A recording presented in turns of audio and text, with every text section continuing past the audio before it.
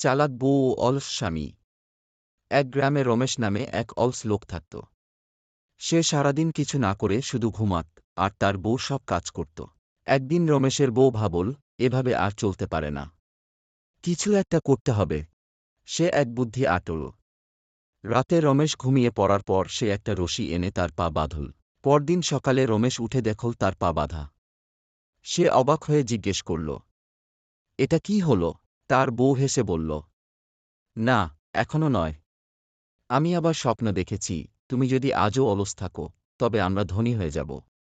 রমেশ খুশি হয়ে বলল, তাহলে আমাকে আরেকটু বাঁধো, আমি ধনী হতে চাই।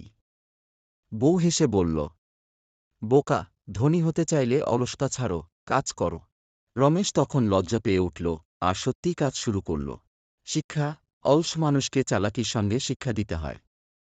এই ভিডিওটা যদি ভালো লাগে অবশ্যই রংধনু টেলিভিশন চ্যানেলটি সাবস্ক্রাইব করে রাখবেন।